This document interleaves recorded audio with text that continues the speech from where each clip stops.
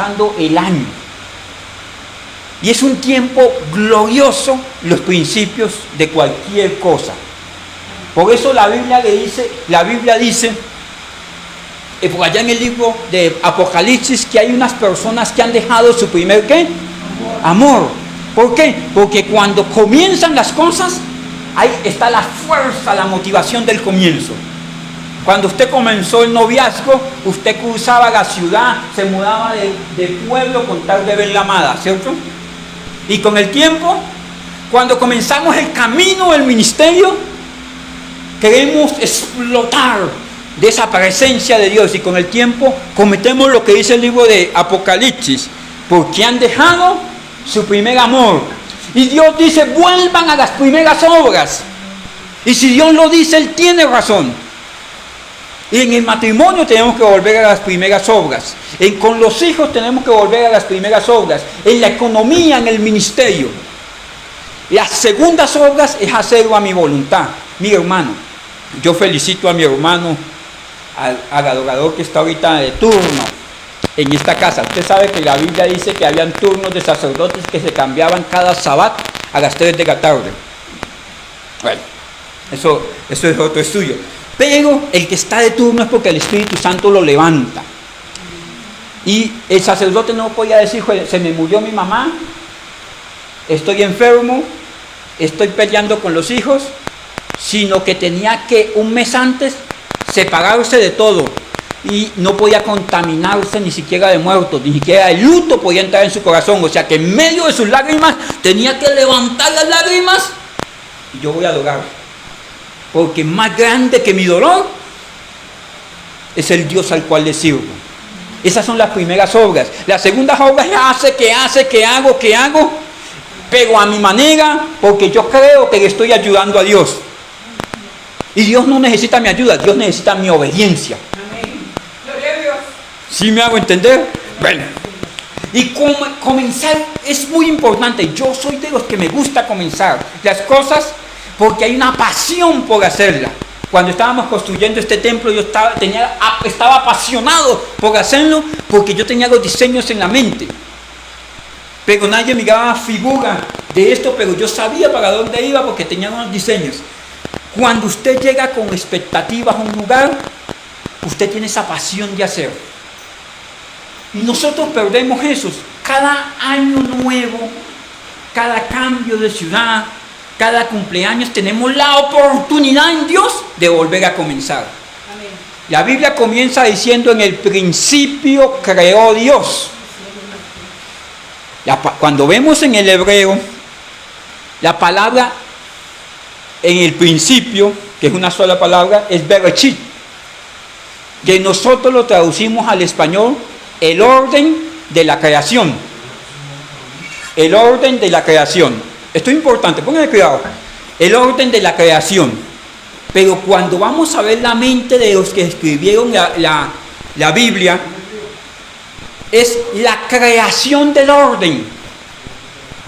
La creación del orden. Nosotros lo leemos como el orden de la creación. Cada principio me permite a mí crear orden. A inicio de año, usted que está un poquito como yo, ya tengo, ¿sí me hago entender? Usted dice, me voy a meter al gimnasio. ¿Por qué? Porque usted entiende que está en ¿qué? En desorden. ¿Y cuál es el orden? Que usted esté estilizado y sobre todo en salud. Por ejemplo, hay gente que no puede ahorrar. Hay gente que, aunque tiene ministerio, no lo está ejerciendo. Porque, mire, hermanos, por los frutos que conocen las personas, no por los talentos. Aunque quiere, no hace. Conoce el orden, pero no hace el orden, porque el orden hay que crearlo en mi vida. Dios establece un orden para el hogar, para el ministerio, para las finanzas, para adorar a Dios. Y el orden existe. No existe dentro de mi corazón. Un corazón sin orden es un corazón desolado. Bereshit es la creación del orden. ¿Cómo creo yo el orden? Ejemplo, usted entra a la casa, a la habitación de su hijo, y están los zapatos colgados en el ventilador, en el bombillo, ¿cierto? Por allá los libros, como ya no estudia, están en la ventana, las cucarachas haciendo fiesta allá en el techo, y todo lo que se necesita para vivir está ahí. Está todo menos algo que se llama ¿qué? Orden. ¿Cómo comienza usted haciendo orden? Entra, es consciente de que está en desorden y comienza a quitar lo que no sirve y establecer lo que sí sirve. Vamos a tender la cama. ¿Cómo hace usted para tender la cama? Discúlpeme, soy tan gráfico. Quita todo, sacude y comienza una esquina a la vez. Pero hay gente que quiere tener la cama hermosa, pero no quiere hacerlo una esquina a la vez, porque quiere un mundo de perfección, pero no quiere crear orden, establecer orden. Los principios nos ayudan a establecer orden.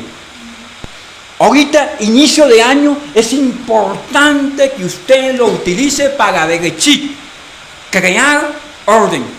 Voy a ordenar mis sentimientos, voy a ordenar mis pensamientos, voy a ordenar mis palabras, voy a ordenar mis acciones, me voy a ordenar yo. Yo estoy donde Dios quiere que yo esté. Yo me congrego donde Dios quiere que yo esté. Yo estoy sirviendo donde Dios quiere que yo sirva. Porque yo puedo estar sirviéndole a Dios en el lugar equivocado.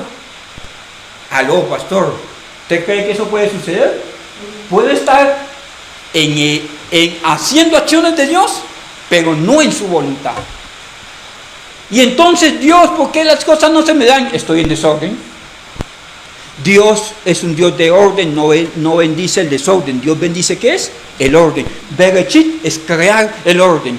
En el principio creó Dios, creó orden, porque ¿cómo estaba el mundo al inicio? ¿Se acuerdan? Desordenado y vacío. ¿Había o no había existencia para aquel entonces? Sí, pero estaba ¿cómo? Desordenada y vacía. ¿Usted alguna vez se ha sentido así? Que pasan los días y usted como que no avanza, como que todo le fastidia, que como que ni para un lado ni para el otro. Pero tengo a Dios, sí, pero está desordenado y eso por naturaleza trae un vacío al alma. ¿Sí ve la importancia de los primeros tiempos? Mire esto, ya ahorita les introduzco en el texto que quiero tratar hoy.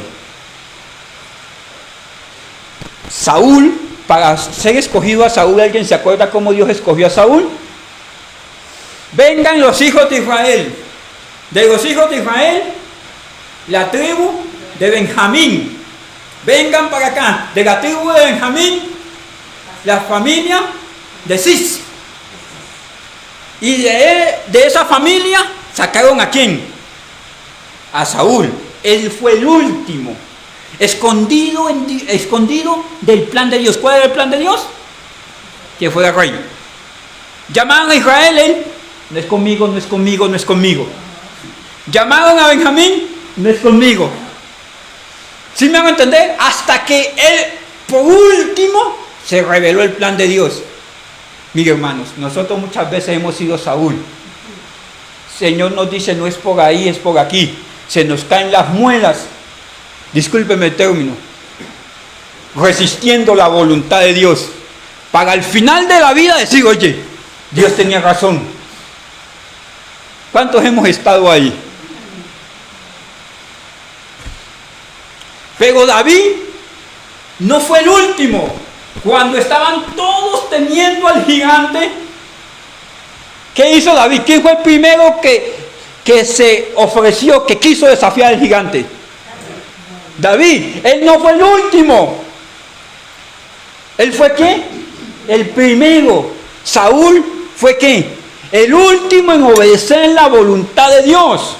David fue el primero. Los dos heredaron el reino, pero uno lo heredó desde lo último, desde su propia voluntad, desde la obligación, y David lo heredó desde la fuerza de los comienzos.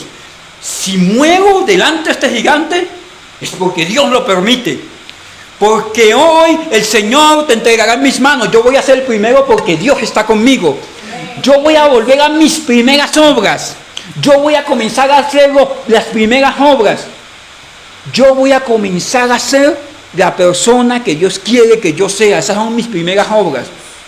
Si usted tiene esposo o esposa, diga, yo voy a volver a ser el esposo que usted conoció el día que la fleché. que la dejé matada cuando le piqué el ojo. Yo voy a volver a amarte con pasión, con respeto. Yo voy a volver a la iglesia, voy a comenzar a participar, voy a comenzar a ejercer el ministerio, voy a aprovechar mis años para hacer mis primeras obras. Aproveche este inicio de año y ajuste las melodías para el Señor. ¿Usted ha visto los arpistas, los que somos del llano, cómo ajustan el arpa? Antes de tocar la ajustan. Hay quienes se va todo el año haciendo ajustes del arpa, ¿cierto? ¿Han visto los guitarristas cómo ajustan la canción?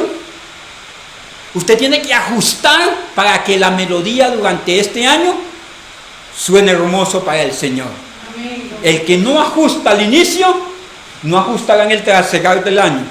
Y estoy trasladando es que es urgente que en esta semana, que en estos primeros días, usted tome decisiones trascendentales para cumplir la voluntad de Dios y deje de perder el tiempo yendo en contravía de lo que el Señor quiere para su vida. Amén. Vamos a leer, aquí tengo el reloj porque es que ese otro reloj me traiciona. Vamos a leer Corintios 13:7. Dios nos da dones y talentos a todos. Todos tienen dones y talentos. Eso es lo que estamos estudiando. El Espíritu Santo nos da dones y talentos. Ministerio. Ministerio es un oficio para realizar en la casa de Dios para edificación del cuerpo de Cristo. Los dones son herramientas. ¿Cómo sé yo el propósito de mi vida? De acuerdo a los dones que Dios me dio. Ejemplo, la Biblia dice que el pastor debe ser apto para enseñar, o sea que él tiene que tener el don de enseñanza. ¿Me hago entender? Si no, no puede ejercer el oficio. Bueno, de acuerdo a los dones, yo sé cuál es mi propósito. El propósito de nuestra vida es el ejercicio de los dones que Dios me dio a través del Espíritu Santo para cumplir la voluntad de Dios. Ese es el propósito de mi vida. Y cuando yo cumplo el propósito que Dios colocó en mi vida, soy próspero, tengo el gozo de la salvación, soy feliz y tiendo a prosperar, porque estoy haciendo lo que me mandaron a hacer. Pero cuando yo tomo lo de Dios para hacer mi voluntad, estoy constantemente resistido por la voluntad de Dios. ¿Me llevan la idea? Bueno, y dentro de esos dones, ¿cómo se opera? A través del amor. Y estamos ahí, en el verso 13:7 dice, vamos a leerlo juntos. El amor todo lo sufre, todo lo cree, que esto tiene que ver con la fe. Y lo que nos ocupa hoy, todo lo espera. Esto tiene que ver con la esperanza. Ya vimos el domingo pasado que la esperanza, ¿alguien se acuerda cómo es? Viene de una palabra que significa colgarse. Todo puede fallar, pero yo estoy colgado de Cristo. Aunque vengan crisis, yo estoy colgado de Cristo. Aunque un ejército se levante contra mí, aunque mi cuerpo, como dijo Pablo, que nuestro cuerpo se va acabando, se va quebrantando, pero espiritualmente somos renovados. Pero es una verdad que mi cuerpo es frágil. Yo no soy el mismo de hace 20 años. Ahora estoy crujiente porque me suenan los huesos cuando me levanto. Yo sé que no soy solamente yo. Pero Dios es malo porque mi cuerpo se va deteriorando. No, es a causa del pecado circundante. Pero a pesar de eso, hay esperanza para mí. ¿Me hago entender? Vimos que la esperanza es como estanques en medio del desierto. La esperanza es como el consuelo que Dios me da a través de otras personas que han pasado el proceso. Y hoy nos ocupa estudiar la esperanza un poquito más adelante.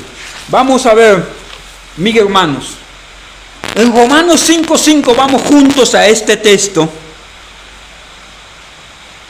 Romanos 5:5 dice: la esperanza, ayúdenme, no avergüenza. ¿Por qué? Porque el amor de Dios ha sido derramado en nuestros corazones. ¿Por qué? Si el Espíritu Santo está en mí, lo natural es que yo tenga esperanza. Eso es lo natural. Lo antinatural, ¿qué es? Que yo esté afligido en medio de los procesos de la vida. Y la Biblia dice, en el mundo tendrás aflicciones. Pastor, me duele una muela, entonces es que el diablo me está haciendo algo. Hermano, yo tengo cantidad de muelas que me han dolido. Pregúntele a su abuelito que no tiene muelas porque se las sacaron. Porque es que yo no soy el más pobrecito de todos, discúlpeme. Todos pasamos la aflicción, pero hay una diferencia entre el que la pasa en Dios y el que la pasa en su voluntad. Que nosotros tenemos esperanza porque el Espíritu Santo está en nosotros. Mire, hermanos, hay un texto por allá en el Salmo 40, mi estimada hermana, que dice, aunque esté afligido yo y necesitado, Dios pensará en mí. O sea, Dios no te va a quitar la esperanza, no te va a quitar la aflicción. Dios estará contigo en medio de la aflicción. Es lo que dice el Salmo 91.3. ¿Alguien sabe qué dice por allá el Salmo 91.3? Él nos librará. Él nos librará. Pero tiene que estar el lazo del cazador, está la peste destructora, están las tinieblas, está el valle de sombra de muerte, y estoy en medio de todas estas circunstancias que generan tribulaciones, pero Él ha prometido librarme, y el Espíritu Santo que está en mí genera que yo me cuelgue de aquel que ha prometido librarme. Porque la esperanza no avergüenza. ¿Por qué? Porque lo que estoy seguro yo es que el amor de Dios ha sido derramado en mi corazón por el Espíritu Santo. Es que ni la muerte me va a asustar porque yo tengo esperanza de redención eterna. Porque este Dios no me va a dejar solo, que dice el Salmo 48:14. Este Dios, Dios nuestro, este Dios es Dios nuestro eternamente y para siempre, y me pastoreará aún más allá de la muerte. Él va a tener cuidado de mi alma aún más allá de la muerte, más allá de mis dolores, más allá de mis angustias. Él es Dios y mi esperanza está fundada en Él. Mire, hermanos, voy un poquito más adelante. En Romanos 15:13, que es el texto que hoy nos ocupa, que quiero estudiar, por favor, si usted tiene nota y si usted tiene Biblia y es suya, coloque esta notica ahí al pie, porque yo sé que este texto es poderosísimo. Mire, hermanos, Pablo, un hombre experimentado en batallas como el que habla el capítulo 53 del libro de Isaías, que Cristo era varón de dolores, experimentado en quebrantos. Pablo era un hombre experimentado en batallas, que no escatimó todo lo que sabía a causa del Evangelio. Pablo, el libro de Romanos tiene una estructura bastante compleja, pero muy diciente. Los primeros 11 versículos, Pablo establece la teología del Evangelio, cómo funciona el Evangelio. 11 capítulos dedica a eso. Del capítulo 11 al capítulo 15 da la aplicación del Evangelio, cómo se debe comportar cada uno en la instancia donde esté. Son consejos morales. Y en el capítulo 16 ya es la saludación, los saludes, la despedida. Pero en el capítulo 13, verso 15, algunos teólogos dicen que esto no es un escrito, ese versículo, sino una oración de Pablo por los gentiles. Este versículo es como cuando usted está en una mina de carbón y consigue un diamante. En medio de toda la teología, de todo el estudio del libro de Romanos, Pablo habla una perlita acá. Una perlita, una joya preciosa, la coloca ahí, que es como la piedra angular de los escritos de Pablo. Mira lo que dice el texto para que me entienda lo que te quiero trasladar. Y el Dios, ayúdenme. ¿Dios de qué? ¿El Dios de qué? De esperanza. Lo llene de gozo y de paz en su fe, en el creer. Mire, le quitó, ¿se acuerda que vimos Dios el que suple, Dios mi sanador, cuando vimos que el amor todo lo cree, aquí está hablando de Dios que es mi esperanza. Es el mismo que dice Job capítulo 11. Dice, hay esperanza, porque Dios es un Dios de esperanza. Dios que promete hacer, que va a hacer, que ciertamente va a cumplir lo que ha prometido. Hay esperanza en Dios. ¿Por qué hay esperanza en Dios? Porque la esperanza mía no me avergüenza. Romanos 5:5. Porque la esperanza que nosotros tenemos en Dios fue porque fue derramado su amor en nuestros corazones por medio del Espíritu Santo. Romanos 5:5. O sea, que el Dios de esperanza nos va a llenar de gozo y de paz en los que creen. Yo tengo que creer de que mi Dios es un Dios de esperanza. Y cuando yo creo que hay esperanza más allá de que se levante la tempestad, que Cristo que está en mi barca puede reprender la tempestad, los vientos, hay esperanza, porque Cristo está en mi barca. ¿Saben a qué texto me estoy refiriendo, cierto? Se levantan circunstancias, pero Cristo está conmigo, vive en mí. Hay esperanza. Hay que colocar la mirada en aquel que me puede salvar, me puede ayudar, aquel que puede hacer más abundantemente de lo que quiero o deseo. Mi Dios es un Dios de esperanza. ¿Me lo puede repetir conmigo? Y el Dios de esperanza nos llenará de gozo y de paz en el creer. Pero es el Dios de esperanza, ¿para qué me va a dar gozo y paz? Vamos a ver.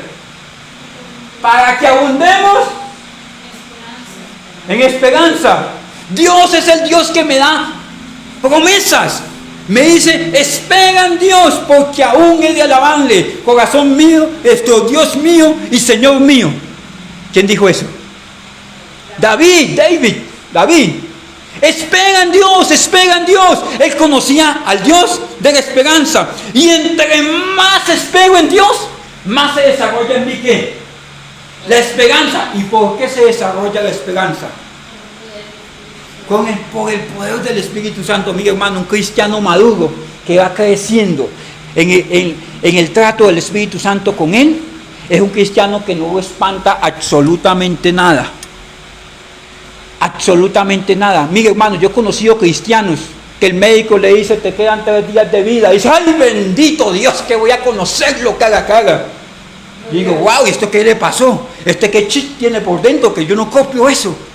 Hay gente que a veces le toca salir corriendo, que a veces se le daña el carro y dice, bendito Dios, porque me va a proveer para algo nuevo. Y mi hermano, se le quema la arepa y come tostones.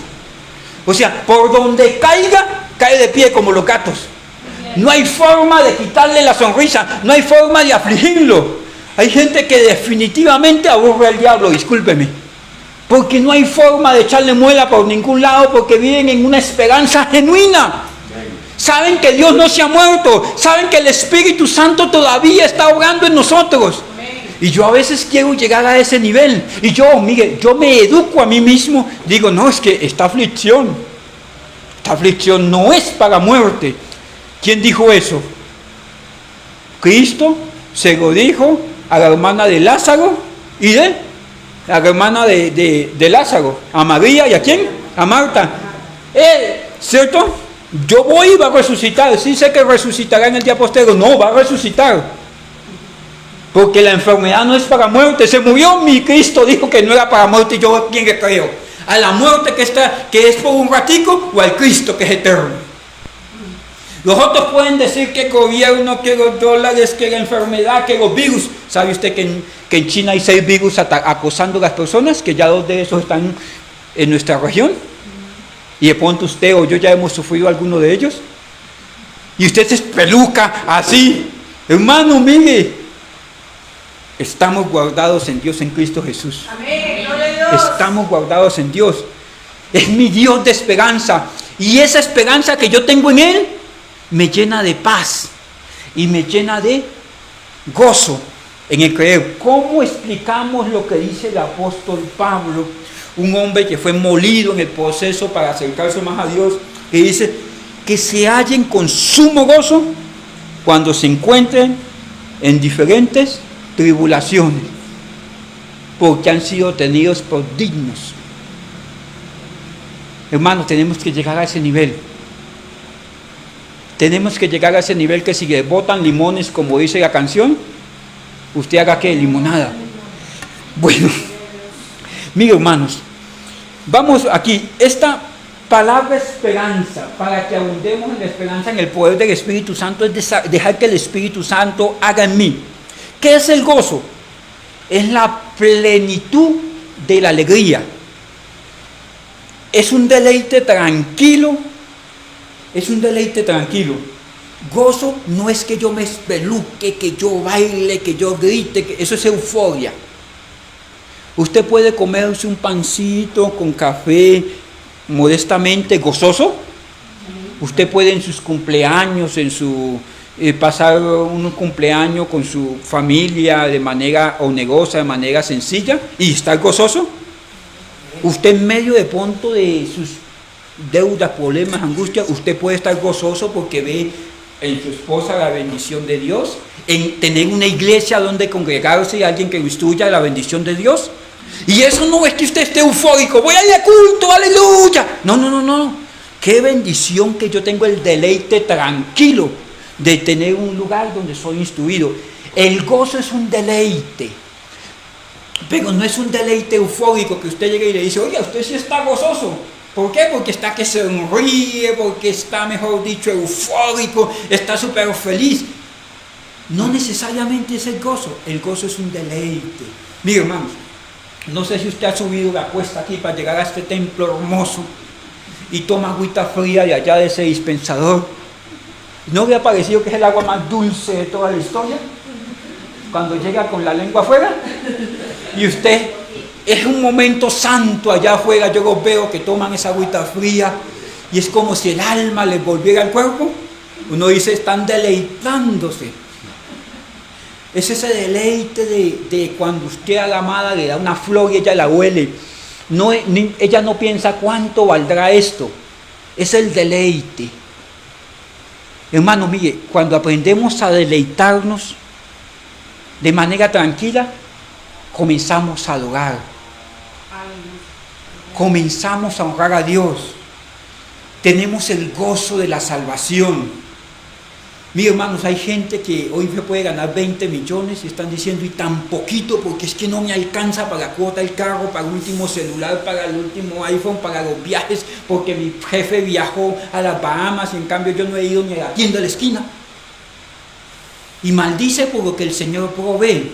Pero hay gente que hoy no comió sino arroz a la girasol, arroz con un huevo frito encima, y usted lo ve con un gozo, con un deleite, con un agradecimiento a Dios. ¿Por qué? Porque tienen el gozo de la salvación.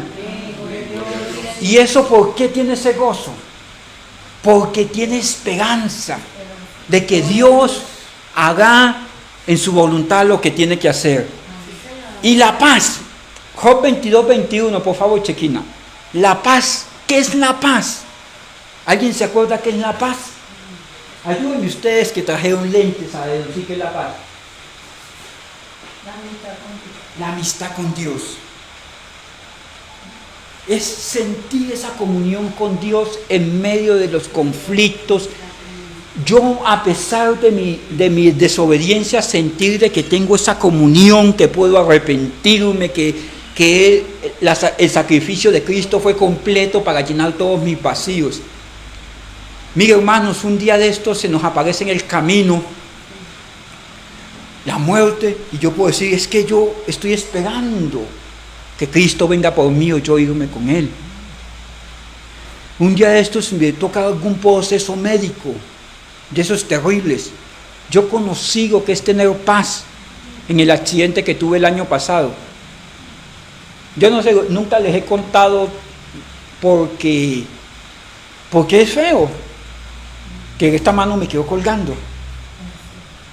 Y yo le dije a mi hija que me amarró esto, le dije, tenga paz.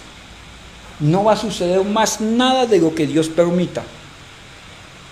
Tenga paz. Y a mi hermano le dije, tranquilo, usted no se preocupe, que Dios, el que me dio la mano, está en en control. Y si me la quiere quitar, él tiene la razón, él está bien, lo que disponga está bien.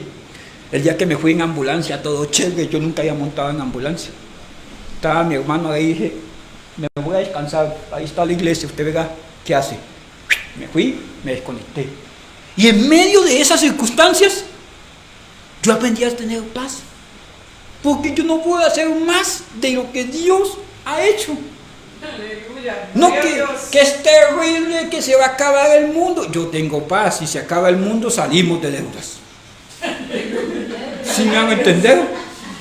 Que van a acabar el gobierno alguna cosa, hermano, tenga paz. Porque es que su paz no depende del gobierno. Maldito el hombre que confía en el hombre. Mi paz depende de Dios, de mi amistad con Dios.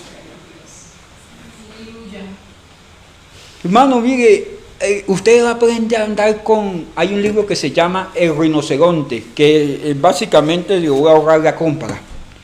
Es tener una piel tan dura que las espinas no le entren. Eso le pasa al rinoceronte. Tiene un cuero tan grueso que no le entra nada. Hay gente que usted los ve cocinando en la calle porque se les acabó el gas y hacen una fiesta en lugar de... Y hay otros que se ponen a llorar por la misma circunstancia. Hay unos que celebran porque tienen bebés, hay otros que se ponen, ¡ay, terrible! Y la universidad, y el chinito tiene 2 días de nacido, está pensando en el colegio, en la universidad, en las malas amistades, o sea. ¿Sí me hago entender? Porque creen que la paz viene de mi propia seguridad. Mi paz viene de tener amistad con Dios. Si estoy en comunión con Dios, ya no importa lo que diga el hombre. Porque si usted me coloco yo a la calificación de otro, me dice, sí, usted es bueno, pero tiene un cachito por allí, otro cachito por allí, y me voy a quitar mi paz. Mi paz depende de la comunión con Dios. Vamos al texto que nos ocupa, Romanos 15, 13. La esperanza, tenemos que vivir este año con esperanza. Eso es lo que quiero trasladar. Pero ¿esperanza en qué? Una esperanza en Cristo. Y colóquese como tarea, hermano, que es una esperanza contagiosa. Decirle a las personas, hay esperanza para tu circunstancia. Amén. Hay esperanza para tu dolor. Más allá del sufrimiento hay esperanza. He caído. He sufrido. Por ejemplo, si usted es negociante, ¿qué negociante no ha perdido dinero? Usted ve a los señores que tienen una chequera grandotota, que tienen unos carros grandototes, pregúntele cuántas veces se ha machucado los dedos, cuántas veces lo han defraudado, cuántas veces no le han pagado el salario, cuántas veces le han robado la materia prima, cuántas veces le han pinchado el carro porque usted no le cae bien al vecino, cuántas veces el carro nuevo llegan con una puntilla y si él tuviera notado todas esas cosas, se pone a llorar. Pregúntele a una mamá que hoy tiene sus hijos grandes, cuántas veces sufrió desplantes por esos hijos. Pregúntele a una esposa que hoy de pronto ya maduró en su amor, cuántas veces sufrió el desplante de su esposo. Pregúntele a alguien que esté en el ministerio, cuántas veces fue opacado. Cuántas veces le pusieron una talanquera para que no avanzara. Cuántas veces, hermano. Tiene que tener usted una esperanza contagiosa. Contagiosa, decir, hermano, te puedes levantar, puedes seguir. Hay esperanza en Dios porque nuestro Dios es un Dios de esperanza. Y la esperanza que tenemos no avergüenza porque el amor de Cristo fue derramado en nuestros corazones. Por el Espíritu Santo. Romanos 5, ¿qué? 5. Miren, hermanos, es más, Pablo que dice esto, que el Dios de esperanza nos llene en el gozo y en la paz. Para tener esperanza usted tiene que tener gozo y paz. ¿La paz qué es? Job 22, 21. ¿Y el gozo qué es? Un deleite tranquilo de todo, absolutamente de todo. Si estoy en el valle de sombra de muerte, que se tenga la muerte porque aquí viene un hijo de Dios. ¿Sí me hago entender? Que en la enfermedad, aquí viene un hijo de Dios a comer gratis al hospital.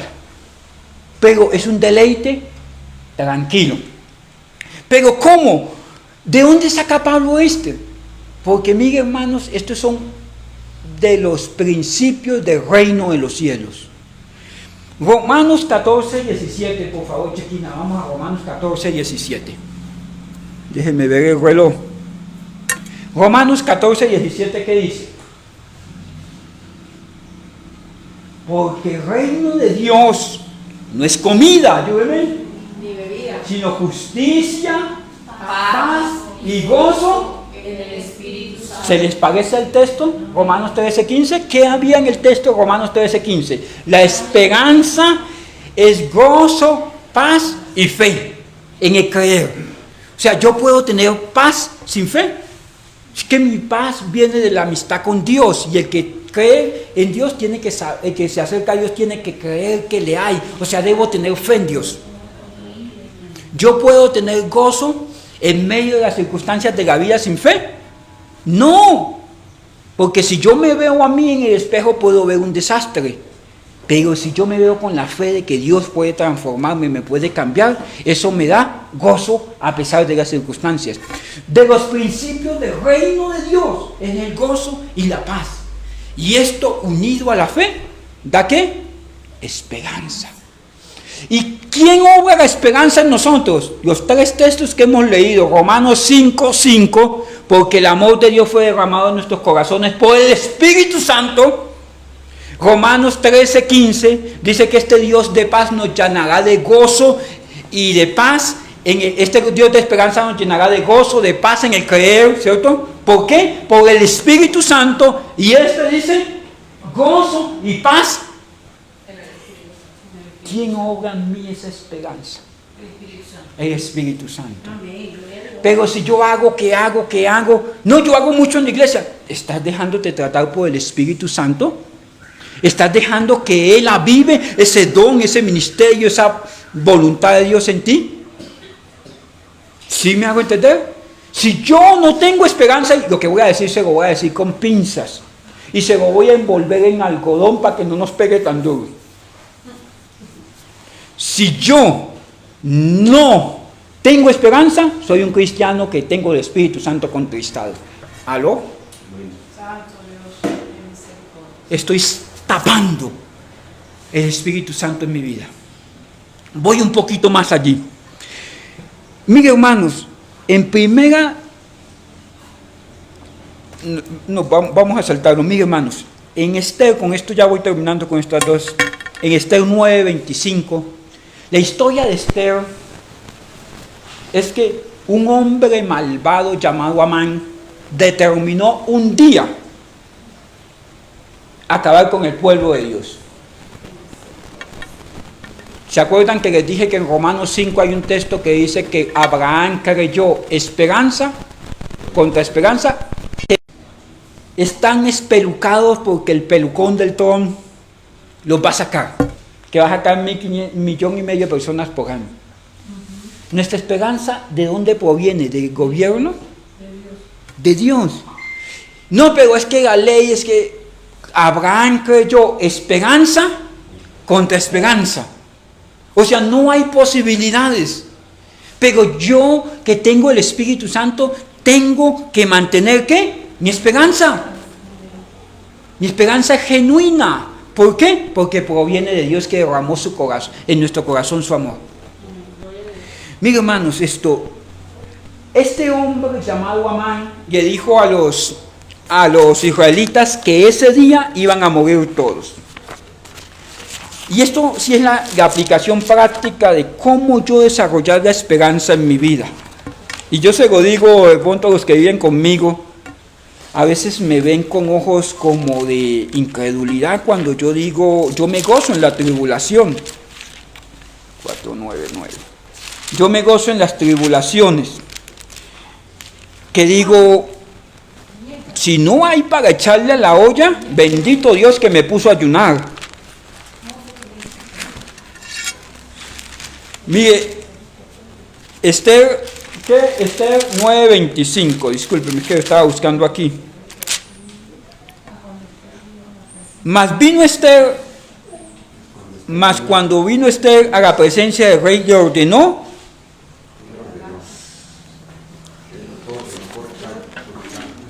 ¿Qué ordenó? ¿Qué?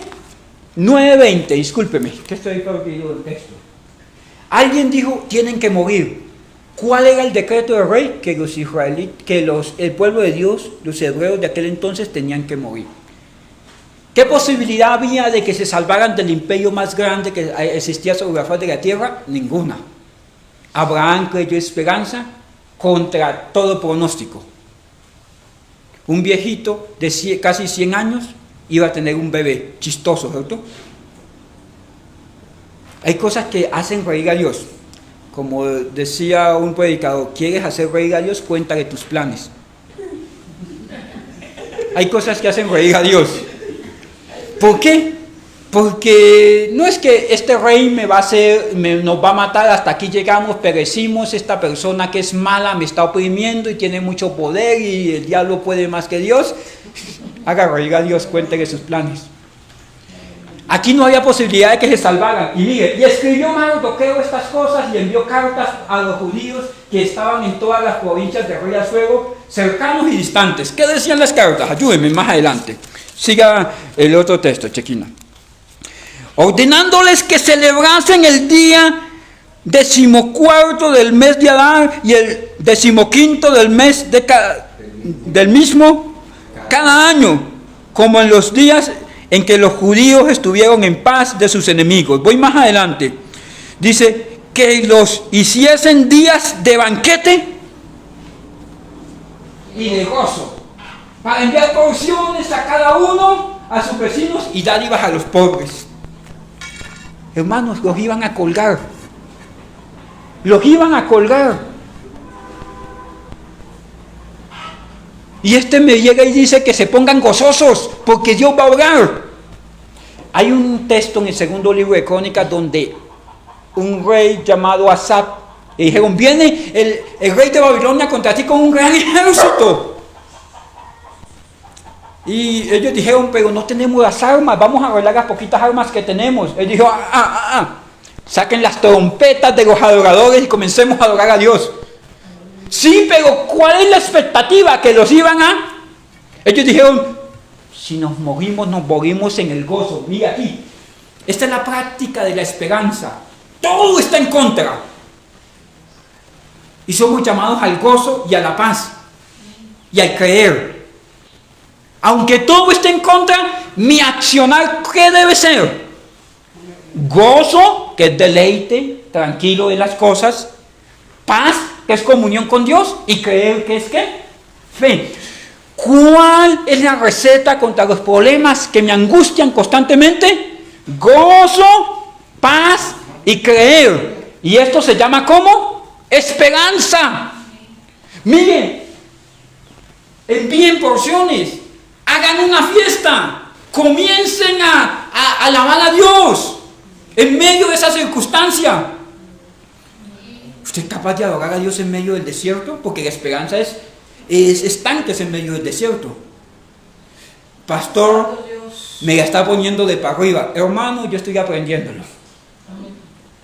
Porque todos los días yo quiero hacer. Y se vienen las circunstancias y yo quiero hacer. Y por último, busco de Dios a veces. ¿Y Dios qué quiere? Gócese en el proceso, tenga paz en el proceso y crea. Eso es esperanza. Voy más adelante, ya no puedo avanzar más en ese tema. Nehemías 8:10, ahí Nehemías está antes de Esther. Nehemías 8:10. El pueblo estaba siendo asediado. Y mira lo que dice Nehemías. Dice, luego dijo Nehemías, coman grosuras, beban vino dulce, envíen porciones a los que no tienen nada preparado. ¿Sí ve que es lo mismo de Esther?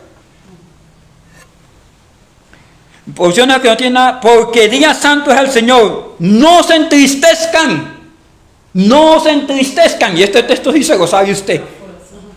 Este sí se lo sabe, si no, mejor dicho.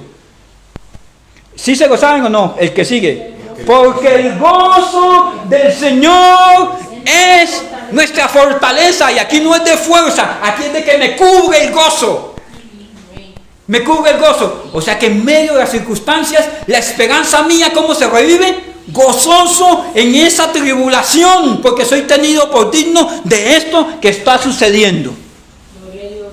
¿Sí entienden el sentido de la mente de Pablo cuando dices que ni tribulación, ni angustia, ni nada me puede separar del amor de Dios que es en Cristo Jesús? Hermano, todo lo que estoy pasando, hermano, Dios tiene el control absoluto total. Yo voy a tener el gozo ahí en eso, el deleite. Estoy viendo las circunstancias, cómo mi cuerpo está siendo sometido a procesos, cómo mi economía está entendiendo de que hay uno solo que suple, cómo en medio de mi dolor yo puedo conocer al Dios que sana, cómo en medio de los conflictos de mi familia yo puedo ver que Dios está tejiendo los tiempos y yo me gozo. Es como si usted estuviera viendo, discúlpeme, la película de su vida y usted es el protagonista. No sé si bueno ni malo o malo, eso no viene a colación, lo sabes tú. Y estoy viendo que Dios tiene el control. Y me gozo en que Dios tiene el control. Y eso me trae paz. Que Dios no me dejó a cargo a mí del volante, sino que Él tiene el control. Y eso me lleva a creer. Gozo, paz y creer, eso es esperanza. Voy más allá. Este amante amenazaba al pueblo, puede ser las angustias, los problemas, los enemigos, las circunstancias del gobierno, los impuestos, las deudas. Puede ser yo mismo, puede ser mi peor enemigo. Porque ¿sabe usted quién lo mete en problemas? El señor del espejo. El que usted ve y que le peina el bigote todos los días, que se vea lindo, ese es el que lo mete en problemas. Nuestro corazón, cuando se aleja de la voluntad de Dios, seca lo que sea. Mire, hermanos, este texto se lo sabe usted. Jeremías 33:3, ¿qué dice? Vamos a Jeremías 33:3, por favor, chequi. Clama a mí, yo te responderé y te enseñaré cosas grandes y ocultas que tú no conoces. Mire, hermano, cuando esto se le es revelado a Jeremías, estaba en una cisterna y Dios le dice, clámame. Y hay un propósito en este clamar con esperanza. Y es el Dios de esperanza que demuestra Jeremías, que dice, clama a mí, yo te responderé. Y dice, mire, voy al 3, clama a mí, yo te responderé y te enseñaré cosas grandes y ocultas que tú no conoces. Porque así ha dicho Jehová, Dios de Israel, acerca de las casas de esta ciudad y de las casas de los reyes de Judá derribadas con ariete y con hacha. O sea, estaban en una circunstancia terrible. Cuando les digo terrible, no se lo voy a contar con lujo de detalles porque se me va a poner a llorar. Pero la Biblia dice que ellos esperaban que defecaran las palomas para poder comer estiércol del paloma dentro de la ciudad. Y Jeremías lo metieron en una cisterna donde la gente defecaba. Porque era una de las cisternas dentro de la vivienda, de una vivienda. O sea, si pueden, no sé si alcanzo a trasladar la circunstancia que estaba viviendo este hombre. Terrible. Y él le dice, clámame. Clámame, al Dios de esperanza hay que clamarle. Hay que clamarle por paz, por gozo y por creer. Y dice, clámame, en el 5 dice, porque vinieron para pelear contra los caldeos para llenarlas de cuerpo. Voy al 6. He aquí que yo les traeré en medio de la angustia, del dolor de mi alma. La esperanza sale y dice, yo no sé usted qué está pensando, a quién está creyendo, si está viendo las circunstancias, pero que soy yo, el Dios Todopoderoso, y voy a traer sanidad y medicina, los curaré y les revelaré, ayúdenme. ¿Qué es lo que necesita su alma? Paz, paz, porque Job 22:21 dice que de la paz viene todo mi bien. Paz, dice que voy a traer paz y les haré volver los cautivos de Judá y los cautivos de Israel y los restableceré como al principio y los limpiaré de toda su maldad. Aunque yo sea pecador, aunque yo sea desordenado, aunque yo ande en mi voluntad, aunque yo ande de caprichoso, aunque yo ande montando de sindicato a Dios, aunque me esté negando el servicio, aunque no quiera el orden de Dios en mi familia, Dios alineará mi corazón. Dice, Dios limpiaré de su maldad con que pecaron contra mí y los perdonaré de todos sus pecados que contra mí pecaron y que contra mí, a pesar de mi torpeza para vivir, Dios es el Dios de esperanza. 9. Y me serán para mí por mi nombre, de gozo, de alabanza, de gloria en todas las naciones de la tierra. Mi hermano, y no puedo ahondar en el texto, pero este clamor tiene 5 componentes. Vamos a ser enseñados. Clama a mí, yo te enseñaré. Vamos a ser curados, les traeré medicina y curación. En el 9 dice, y serán para mi nombre, y el que los vea a ustedes va a dar gloria a Dios. Y esto lo he visto, hay gente que a otros dicen, oye, este borracho, bendito Dios que lo cambió, porque será terrible en la cuadra. Será motivo de orgullo y alegría. Y en el 11 dice, van a estar nuevamente como en una boda. ¿Qué quiere decir? Que aunque te hayas alejado, Dios te va a llevar al principio a hacer las nuevas obras, las primeras obras, y vas a sentirte como amado y amando al Señor como en una boda. Jeremías 31, 17, ahí 17, 16 y 17 dice, así ha dicho Jehová, reprime el llanto de tu voz y las lágrimas de tus ojos, porque salario hay para tu trabajo, dice Jehová, y volverán de la tierra del enemigo. Ayúdenme con el 17 todos juntos. Porque esperanza hay para tu porvenir, dice Jehová, y los hijos volverán a su tierra. Santo Dios. Mis hermanos, incline su rostro, ya no puedo seguir predicando más del tema. Yo voy a repetir el texto, cierre sus ojitos ahí. Así dice Jehová el Señor, yo reprime tu llanto de tu voz, recoge las lágrimas de tus ojos, porque Dios va a comenzar a pagar, dice Jehová. Porque aunque estés en el terreno del enemigo, aunque las circunstancias sean terribles, yo te voy a recoger de esa tierra. Y quiero colocar en el nombre de Cristo esto en tu corazón. Porque hay una esperanza para tu futuro, para tu camino, dice Jehová.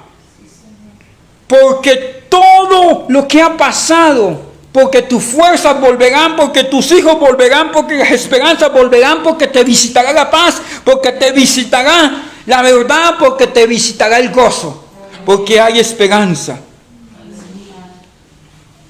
Y ahí al final dice que, como en el libro de Zacarías capítulo 8, 23, dice que la gente vendrá a Jerusalén cuando ellos se arrepientan, y que vendrán las naciones a ver lo que Dios hará con su pueblo.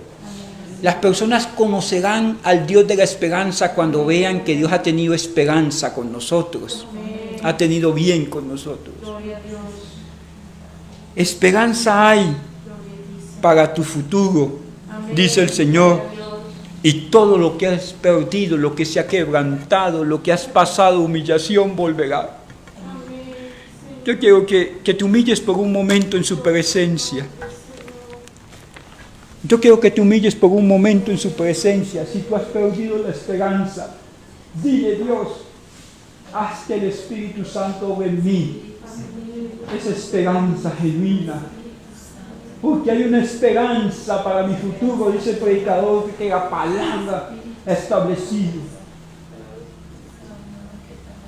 La Biblia dice que aunque tus pecados fueren como el carmesí, llegarán a ser como blanca lana. Aún para tus pecados Dios los puede lavar. Para tus despropósitos y la torpeza de tu corazón Dios lo puede lavar. Permite que el Espíritu Santo genere esa esperanza genuina. Si se ha levantado Amán contra ti, si han decretado muerte contra ti, como en el libro de Esther, Dios cambió su lamento en gozo allí. Deja que el Espíritu Santo sea como agua sobre sequedades. Vuelve a los caminos del Señor.